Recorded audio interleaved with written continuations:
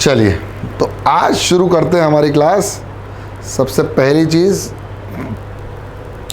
हमने पिछली क्लास में पढ़ा था यूनिट, है ना, और यूनिट को बहुत खूबसूरती से समझ लिया था।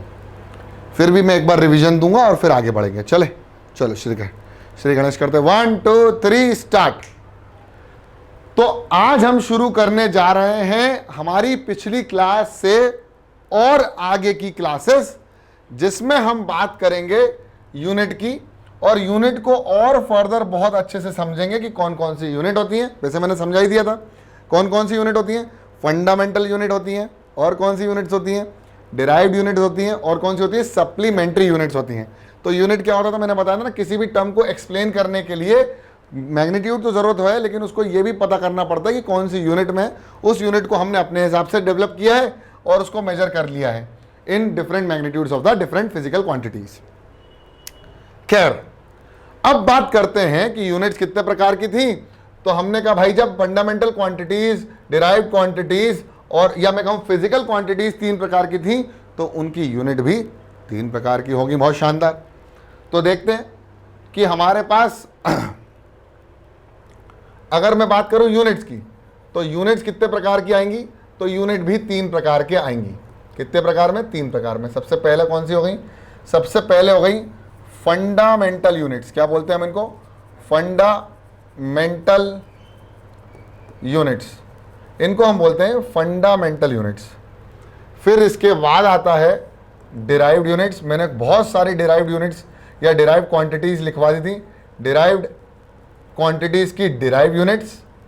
और इसके बाद आता है सप्लीमेंट्री यूनिट्स। क्या बोलते हैं हम इनको, सप्लीमेंट्री यूनिट्स, सप्लीमेंट्री यूनिट्स। तो इन 3 यूनिट्स के बारे में हम बहुत खूबसूरती से आज और आगे बढ़ेंगे और कुछ क्वेश्चंस करेंगे कि कैसे आईआईटी के क्वेश्चंस आपको दिमाग सेटअप कर सकते हैं। तो हमारे पास फंडामेंटल क्वांटिटीज कितनी थी, 7 क्वांटिटीज थी। आई होप आप लोगों ने उन सातों की सातों फंडामेंटल क्वांटिटीज के बारे में याद कर लिया होगा, क्योंकि ये सारी क्वांटिटीज उतनी ही इंपॉर्टेंट है जितना सांस लेना है फिजिक्स के अंदर। ठीक है। तो पहली क्वांटिटी थी जिसको हम बोलते थे मास, और इस मास की यूनिट कितनी थी मेरे प्यारे बच्चों, जल्दी बताओ, केजी यानी किलोग्राम। ठीक है ना। फिर हमारे पास मास के बाद होता था लेंथ, और लेंथ की खूबसूरत सी यूनिट क्या थी, लेंथ की यूनिट थी बेटा मीटर। इसके बाद लेंथ के बाद आता है टाइम, और टाइम की खूबसूरत सी यूनिट है, टाइम की बढ़िया यूनिट है सेकेंड्स। तो टाइम आ जाता है सेकेंड्स में, या टाइम को कैलकुलेट किया जाता है सेकेंड्स में। टाइम के बाद आता है करंट, और करंट को यूनिट, जो करंट की यूनिट होती है उसको हम बोलते हैं एम्पियर। क्या बोलते हैं, एम्पियर। करंट को हम एम्पियर में नापते हैं। इसके बाद अगर हम बात करें तो 5th यूनिट जो होगी वो होगा हमारी टेम्परेचर, और टेम्परेचर को डिग्री सेल्सियस में ना नाप के हम काय में नापते हैं, डिग्री केल्विन में। तो इसकी यूनिट जो ऐसा यूनिट होती है वो होती है केल्विन। ठीक है। इसके बाद आता है ल्यूमिनस इंटेंसिटी,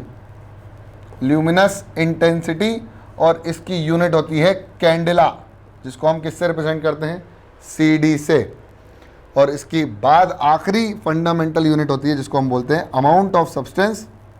क्या बोलते हैं, अमाउंट ऑफ सब्सटेंस, जिसको हम किससे डिनोट करते हैं मेरे प्यारे बच्चों, इसको करते हैं मोल यानी MOL, और इसको यूनिट है मोल, MOLE, डिनोट करते हैं MOL से।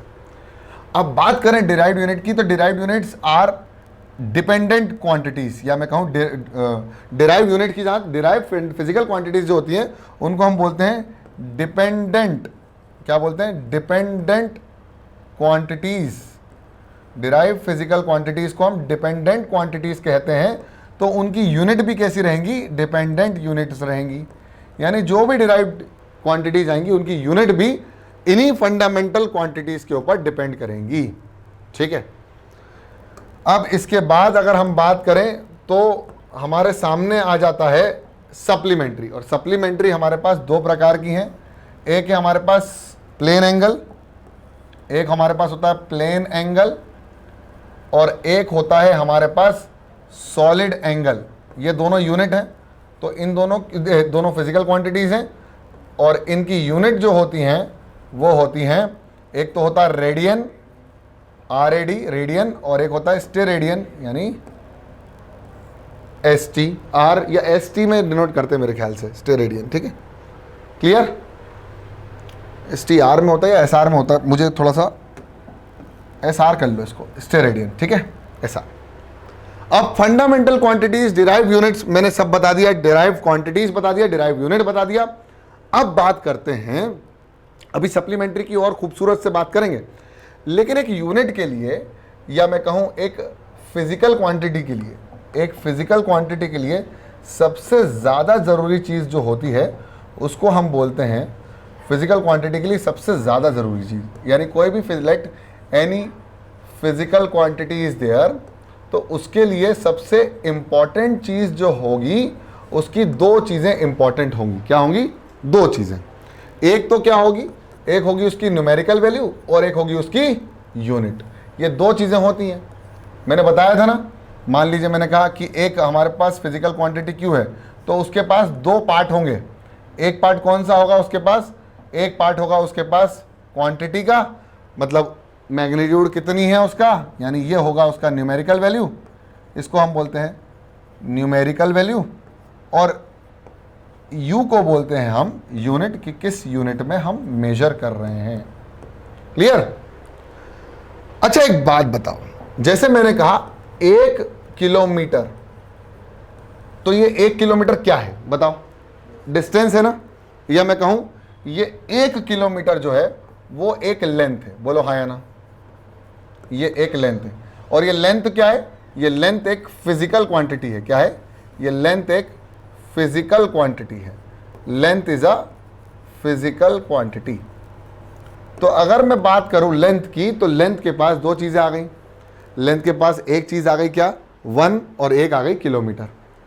अगर मैं कहूं कि मुझे इस 1 किलोमीटर को, यानी मेरे को इसकी यूनिट चेंज करनी है, change in unit, I want to change its unit. अगर मुझे चेंज करना हो उसकी यूनिट को, फिर से पूछ रहा हूं, अगर मुझे इसकी यूनिट को चेंज करना है, अगर मुझे इसकी यूनिट को चेंज करना है, तो क्या उसकी न्यूमेरिकल वैल्यू भी चेंज हो जाएगी? सवाल पूछ रहा हूं। अगर मुझे किसी यूनिट को चेंज करना है, फॉर एग्जांपल मेरे पास एक फिजिकल क्वांटिटी है Q, और उसकी मेरे को NU मिल गया है, और मैंने कहा भाई साहब मुझे इसका U चेंज करना है, मतलब मुझे किलोमीटर से मीटर में कन्वर्ट करना है। तो मेरा सवाल यह है कि क्या इसकी न्यूमेरिकल वैल्यू चेंज होगी? बिल्कुल सही, बिल्कुल सही। लेकिन एक सवाल है, क्या ये फिजिकल क्वांटिटी चेंज होगी? लेंथ चेंज हो जाएगी क्या? मान लो मैंने कहा कि भैया मेरा ये 1 मीटर का है, तो ये कितने सेंटीमीटर का हो गया? 100 सेंटीमीटर का हो गया। तो क्या इस फिजिकल क्वांटिटी में कोई चेंजेस आए? नहीं, इस फिजिकल क्वांटिटी में कोई भी चेंजेस नहीं आएंगे। इसका सिंपल सा मतलब यह है कि whenever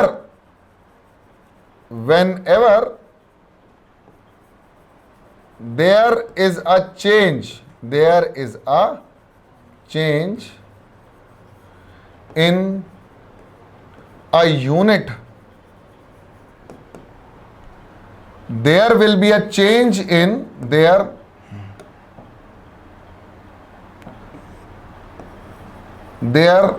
will be a change in numerical value.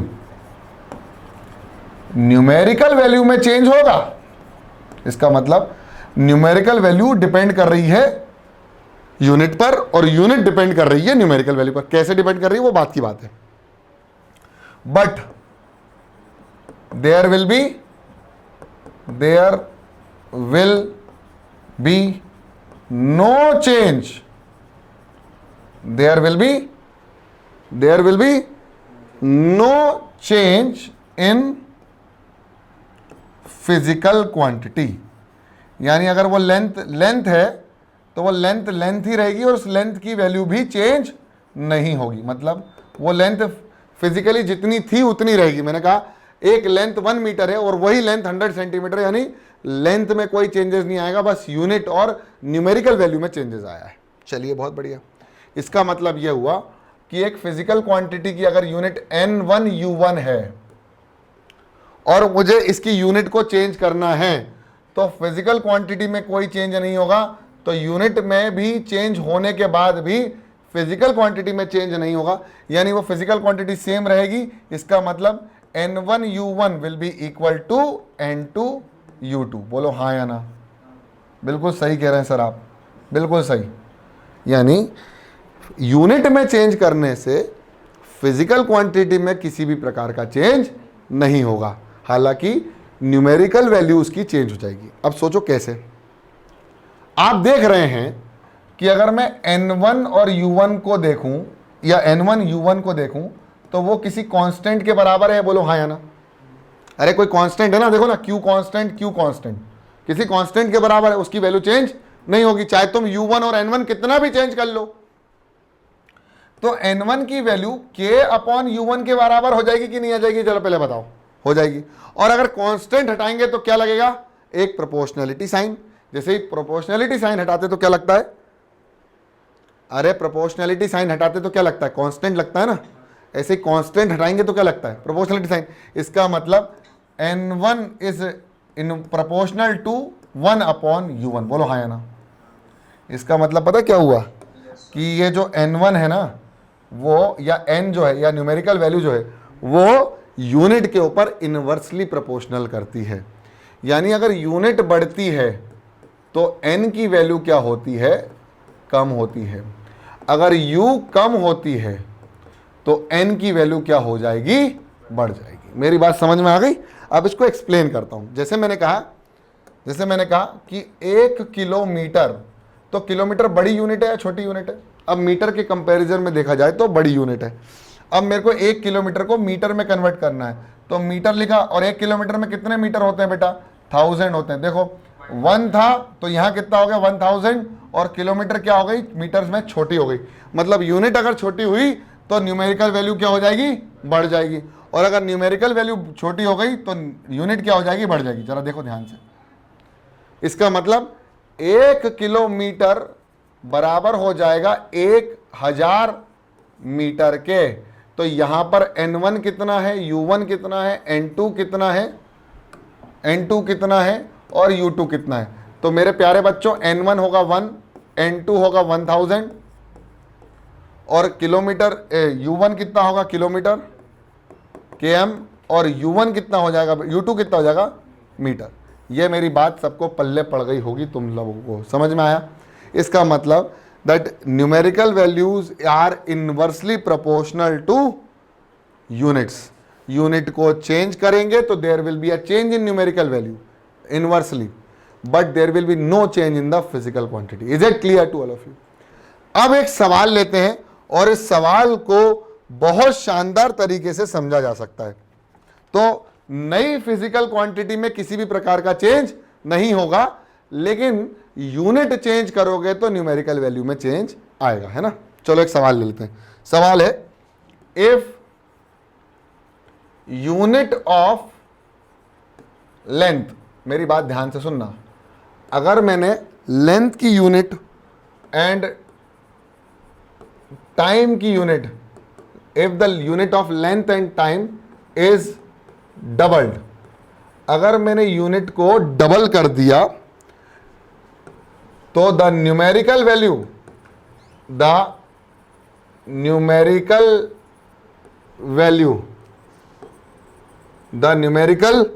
Value of G, जहां G जो है, वेयर G इज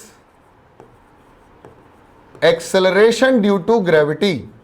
लिख लो क्वेश्चन साथ साथ, where G is acceleration due to gravity will be, due to gravity will be. तो एक्सेलरेशन ड्यू टू ग्रेविटी क्या हो जाएगा, ऑप्शन ए है, फिर ऑप्शन बी है, फिर ऑप्शन सी है और फिर ऑप्शन डी है। तो ऑप्शन ए है डबल, ऑप्शन बी है हाफ, ऑप्शन बी है हाफ्ड, ऑप्शन सी है 4 टाइम्स, ऑप्शन सी है 4 टाइम्स और ऑप्शन जो डी है वो है remains the same, remains the same या रिमेन सेम।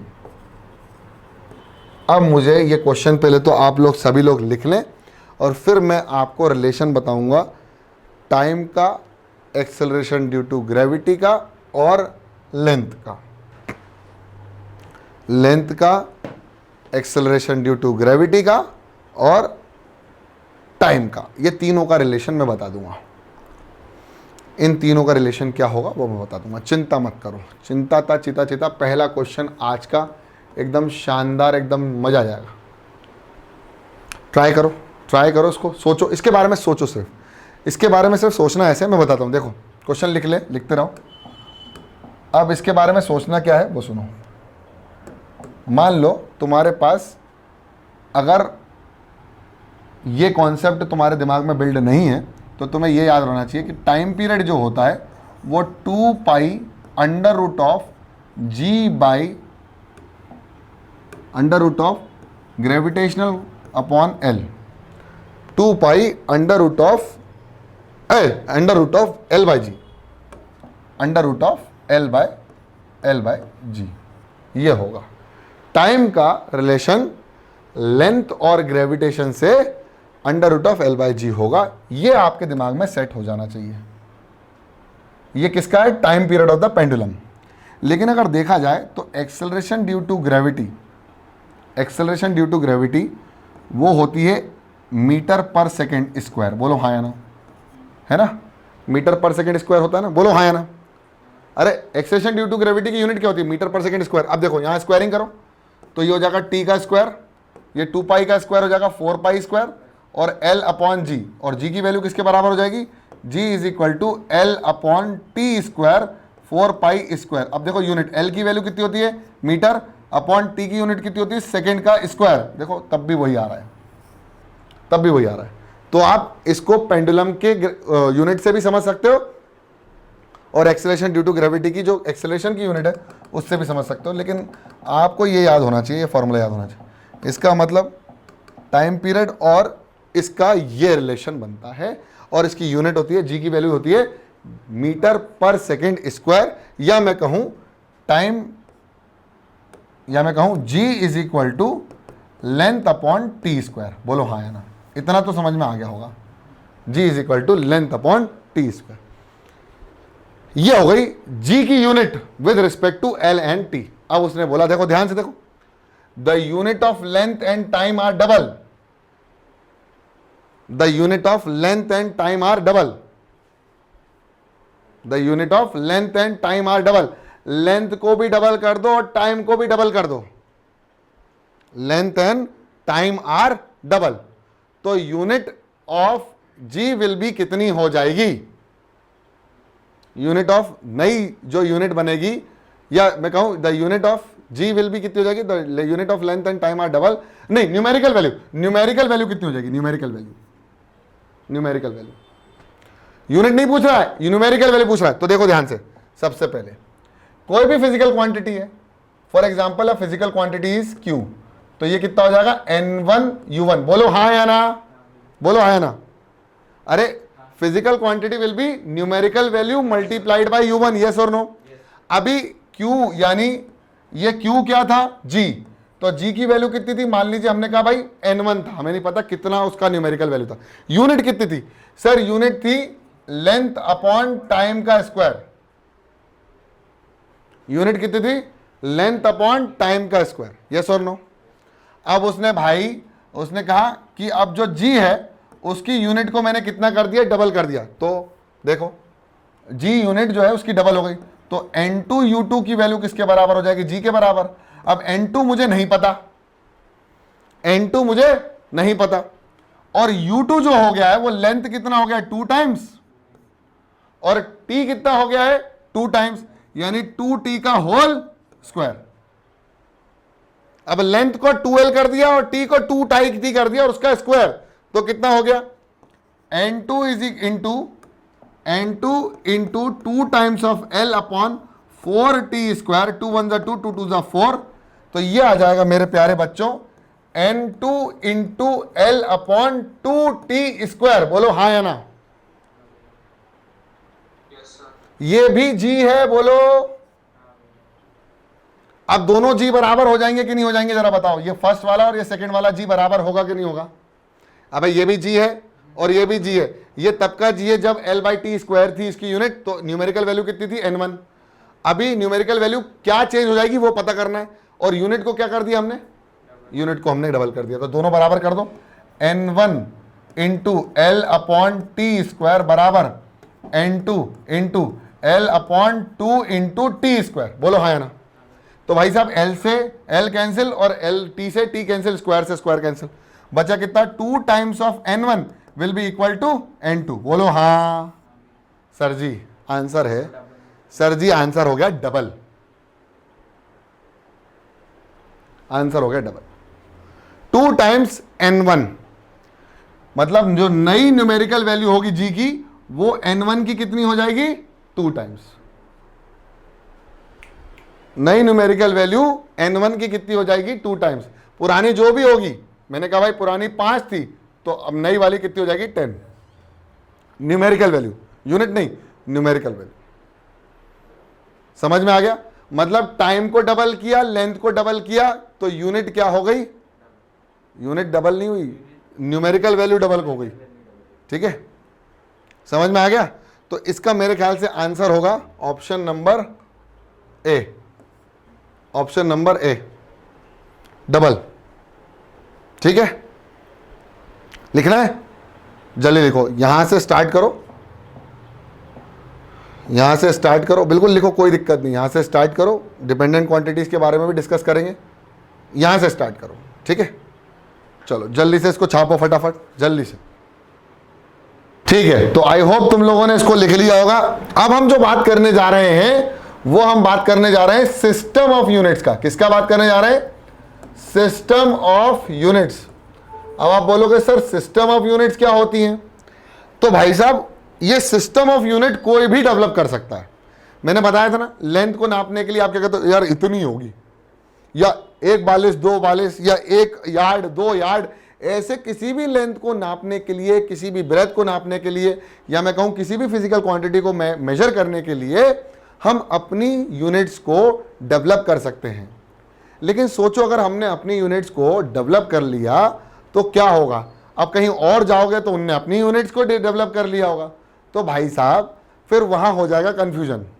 जैसे सोचो मध्य प्रदेश के अंदर तुम्हारे लिए 1 रुपए की वैल्यू 1 रुपए है, लेकिन वहीं किसी और के लिए ये कोई और वैल्यू हो गई, तो तुम परेशान हो जाओगे कि 1 रुपए की वैल्यू है, मैं कहां से डिनोमिनेशन लेके आऊं जो ये मांग रहा है। तो इसीलिए इसको इंटरनेशनली एक्सेप्ट करना बहुत जरूरी था। अब ये तो हो गई मध्य प्रदेश की बात, अगर आप बाहर जाओगे तो इंटरनेशनली हमने इसको एक्सेप्ट किया है और हमने इसको बोला है एसआई यूनिट, यानी सिस्टम ऑफ इंटरनेशनल। लेकिन कुछ और भी यूनिट्स हैं जिनके माध्यम से हम किसी भी चीज को अंडरस्टैंड कर सकते हैं या किसी भी फिजिकल क्वांटिटी को अंडरस्टैंड कर सकते हैं।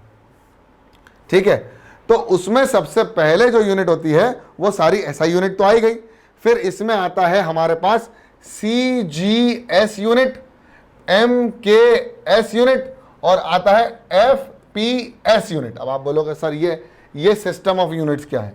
ये सिस्टम ऑफ यूनिट तो समझ में ही नहीं आ रहा है, आपने क्या बोल दिया भाई साहब। ये 3 अलग अलग सिस्टम ऑफ यूनिट्स हैं जिनको अलग अलग जगहों पर इस्तेमाल किया जाता है और इसको इंटरनेशनली एक्सेप्ट किया गया है।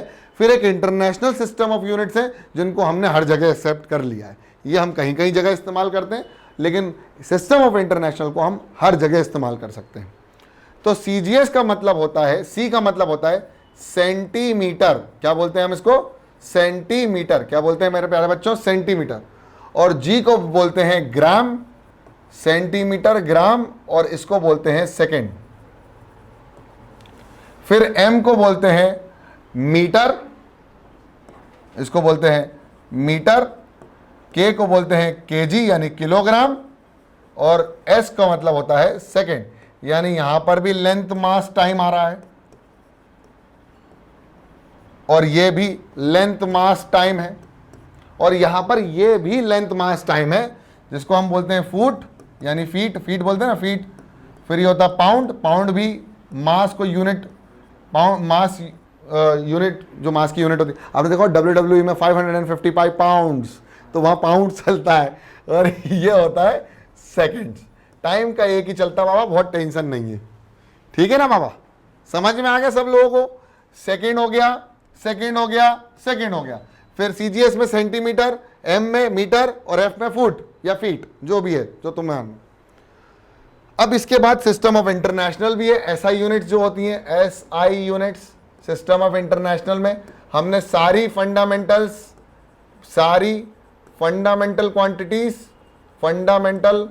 क्वांटिटीज और सारी की सारी सप्लीमेंट्री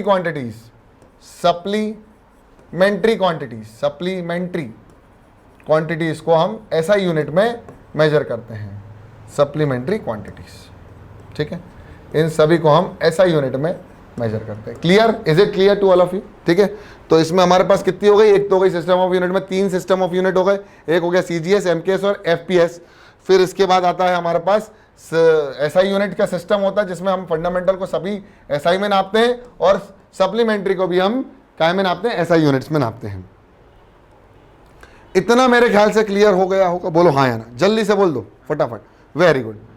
अब फंडामेंटल यूनिट्स तो आपको पता ही दी थी मैंने, अब सप्लीमेंट्री यूनिट्स के बारे में डिस्कस कर लेते हैं। तो ये ऐसी क्या जरूरत आन पड़ी कि सप्लीमेंट्री, क्या बोल रहा हूं मैं, सप्लीमेंट्री यूनिट्स या सप्लीमेंट्री फिजिकल क्वांटिटीज को बनाना पड़ा और उनका एक अलग कैटेगराइजेशन लेके आना पड़ा। मतलब मैं बात कर रहा हूं सॉलिड एंगल और प्लेन एंगल की। ऐसा क्या जरूरत आन पड़ा जो हम लोगों को इन दो अलग अलग यूनिट्स के बारे में डिस्कस करना पड़ा, मतलब इसमें अलग कैटेगराइजेशन क्यों किया गया। तो मेरे प्यारे बच्चों, मैं इसके बाद समझाने वाला हूं डायमेंशंस। देखो बहुत इंपॉर्टेंट है डायमेंशंस। तो जितनी भी हमारी डिराइव्ड क्वांटिटीज थी उनके डायमेंशंस को एनालाइज करेंगे, जिसको हम बोलते हैं डायमेंशनल एनालिसिस। क्या बोलते हैं? Dimensional analysis. तो उसमें एक टॉपिक है डायमेंशन। अब आप बिल्कुल ध्यान से समझना मैं क्या बताना चाह रहा हूं। सॉलिड एंगल हो या प्लेन एंगल हो, किसकी बात कर रहा हूं मैं? सॉलिड एंगल हो या वो प्लेन एंगल हो, ये दोनों ही, अभी सिर्फ सुन लो, ये दोनों ही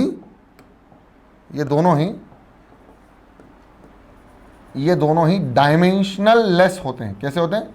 ये मैं कहूं डायमेंशन लेस होते हैं। ये डायमेंशन लेस होते हैं, दोनों ही डायमेंशन लेस होते हैं, लेकिन तब भी इनकी कुछ क्वांटिटी है। कौन सी? जब भी इनकी यूनिट है। ये दोनों ही डायमेंशन लेस है लेकिन तब भी इनकी यूनिट है, इसीलिए इनको एक अलग कैटेगराइजेशन दिया गया जिसका हमने नाम रखा सप्लीमेंट्री फिजिकल क्वांटिटी, जिनके डायमेंशंस नहीं है लेकिन तब भी इनके यूनिट हैं। इसी वजह से इनका एक अलग कैटेगराइजेशन हुआ जिसका हमने क्या नाम दिया? Supplementary physical quantity. तो इसमें हमारे पास आ गया रेडियन और एक हो गया स्टेरेडियन, ठीक है ना। तो ये दोनों अलग अलग हमारे पास दो सॉलिड एंगल और प्लेन एंगल आ गया। अब प्लेन एंगल और सॉलिड एंगल को किस तरह से मेजर किया था, रेडियन क्या होता है, इसको भी समझ लेते हैं, ठीक है। तो देखो जरा ध्यान से देखना क्या बताने जा रहा हूं। बिल्कुल आज है ना, मैं सॉलिड एंगल प्लेन एंगल की बात करूंगा पहले, फिर सॉलिड एंगल की बात करेंगे। पहले प्लेन एंगल सुन लो।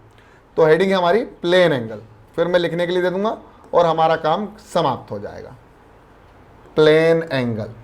तो प्लेन एंगल जैसे भी आप नॉर्मली एंगल नापते ना, जैसे नॉर्मल एंगल नापते 30 डिग्री 40 डिग्री, वो डिग्री में होता है, लेकिन हम जो मेजर करेंगे इसके अंदर, वो किसके अंदर मेजर करेंगे? हम रेडियन में मेजर करेंगे। अब क्या होता है प्लेन एंगल?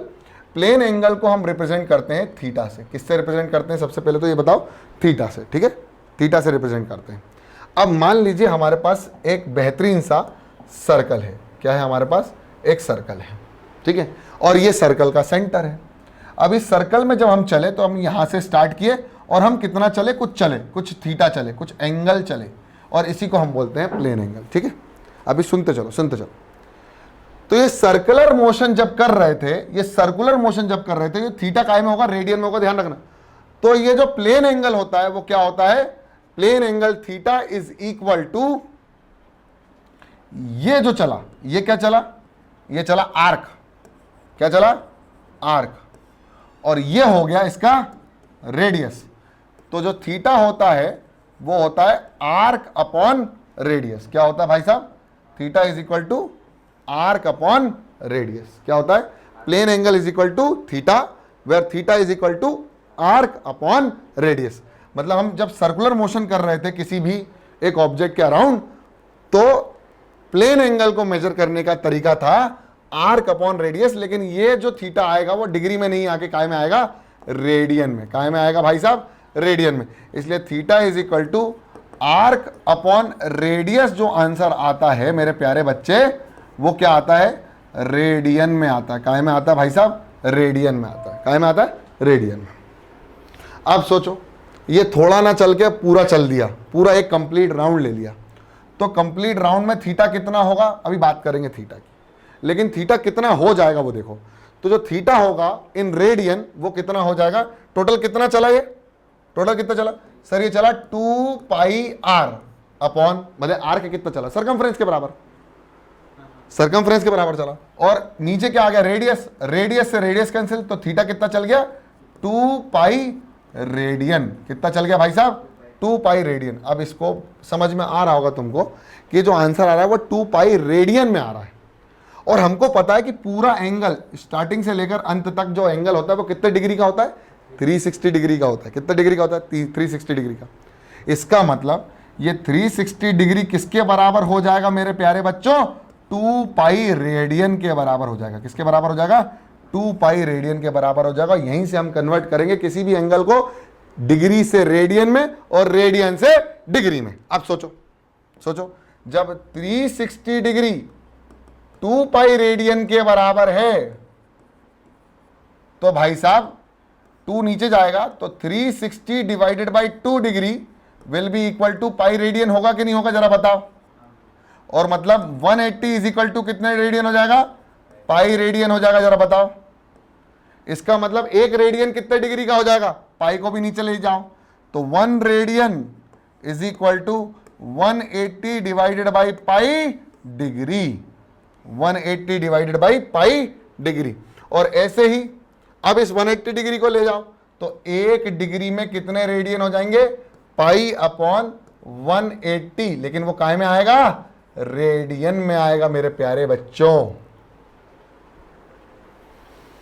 तो इसको बोलते हैं कन्वर्जन ऑफ, अभी इसको बोलते नहीं है, इससे पता लगेगा जैसे मैंने कहा 60 डिग्री को रेडियन में कन्वर्ट कर दो, तो भाई 1 डिग्री में कितने होते हैं रेडियन, पाई अपॉन 180, तो 60 में कितने होंगे, 60 इंटू पाई अपॉन 180, तो ये काय में आ जाएगा, रेडियन में। तो बताओ 60 0 से 0 से, तो आंसर आएगा पाई अपॉन 3 रेडियन। कितना आ जाएगा, pi upon 3 radian which is equal to 60 degree. ये लो, मेरी बात समझ में आ गई, पक्का 100%। मुझे बिल्कुल भी इधर से उधर माहौल नहीं चाहिए, मुझे चाहिए तुम्हारा सटीक आंसर। ठीक है, अब ऐसे ही स्टेरेडियन का फॉर्मूला भी ले जाओ। ठीक है, तो भाई साहब ये जो प्लेन एंगल होता है वो एक्चुअली कोनिकल होता है। जैसे हमने मान लिया, अभी हमने सर्कुलर माना था ना, तो इसको मूव करवाने के लिए हमें क्या मानना पड़ेगा, स्फीयर। क्या मानना पड़ेगा, स्फीयर। और ये इसका सेंटर होता है। ये सेंटर से जब ये ऊपर जाएगा तो ये जो बनेगा वो क्या मिलेगा इसको, एरिया। क्या मिलेगा, एरिया। और ये जो एरिया होता है और ये क्या होता है, वो 3D एंगल होता है। क्या होता है, 3D एंगल। और इसको जो डिनोट करते हैं वो ओम वाला जो साइन होता है ना, उससे करते हैं, है ना। इसको ओम वाले साइन से करते हैं, ओम वाला साइन, SR को ओम वाले साइन से करते हैं। बिल्कुल सही, ओम वाले साइन से। तो ये जो ओम वाला रेजिस्टेंस के लिए इस्तेमाल नहीं करते, तो ये रेजिस्टेंस वाला जो सॉलिड एंगल होता है वो किसके बराबर होगा, वो होगा आर्क अपॉन रेडियस था, तो ये हो जाएगा एरिया अपॉन रेडियस का स्क्वायर। क्या होगा, एरिया अपॉन रेडियस का स्क्वायर, एरिया अपॉन रेडियस का स्क्वायर। ये आंसर आएगा। किसके बराबर आ जाएगा, स्टेरेडियन, SR। SR किसके बराबर आ जाएगा, एरिया अपॉन रेडियस के स्क्वायर के बराबर, जिसकी यूनिट क्या होगी, स्टेरेडियन। यानी किस एंगल की बात कर रहा हूं मैं, सॉलिड एंगल की बात कर रहा हूं, प्लेन एंगल की बात नहीं कर रहा हूं। प्लेन 2 डायमेंशन होता है, सॉलिड एंगल 3 डायमेंशन होगा। ठीक है, तो हमारे पास ये कुछ क्वेश्चंस इसके रिलेटेड हम अगली क्लास में करेंगे। पहले इतना समझ में आया कि नहीं आया, पहले ये बताओ। तो हमारा मेन मोटिव खत्म हो गया, जिसमें हमने इंट्रोडक्शन ऑफ फिजिक्स दिया। इंट्रोडक्शन हमने बहुत अच्छे से समझ लिया कि वाटर क्या होता है, कैसे हम नेचर की स्टडी करी, और हमने फिजिक्स को समझा। फिजिक्स के बाद हमने बात करी फंडामेंटल क्वांटिटीज़ की, एक्चुअली फिजिकल क्वांटिटी क्या होती है जिसको हम मेजर कर सकते हैं। फिर जैसे हमने मेजर करना चालू किया तो हमको पता चला कि 7 ऐसी फंडामेंटल क्वांटिटी का सेट है जिससे मिलकर सारी क्वांटिटीज़ मिलकर बनी है। वो सारी इंडिपेंडेंट थी एक दूसरे को, बाकी जितनी भी डिपेंडेंट थी उनको क्या बोलते थे हम? अबे जितनी भी डिपेंडेंट थी उनको क्या बोलते थे, जरा बता? Derived physical quantity. और एक सप्लीमेंट्री क्वांटिटीज आई जो ना डिपेंडेंट थी ना इंडिपेंडेंट थी, क्योंकि उनकी कोई यूनिट नहीं थी, उनकी कोई डायमेंशन नहीं था, लेकिन तब भी यूनिट थी। तो इसीलिए हमने 3 विभिन्न प्रकार की फिजिकल क्वांटिटीज को डिवाइड किया। फिर हमने उनकी यूनिट्स देखी। यूनिट्स हमने कैसे देखी, यूनिट्स किस तरह से न्यूमेरिकल वैल्यू पर डिपेंड करती है वो देखी। और आज हमने ये बहुत खूबसूरत से 2 फॉर्मूलों को समझा, जो कि एक रेडियन का था और एक स्टेरेडियन का था। Is it clear? ठीक है, चलो इसको जल्दी से छाप लो और खटखट कर लो, दिमाग में भी और कॉपी में भी।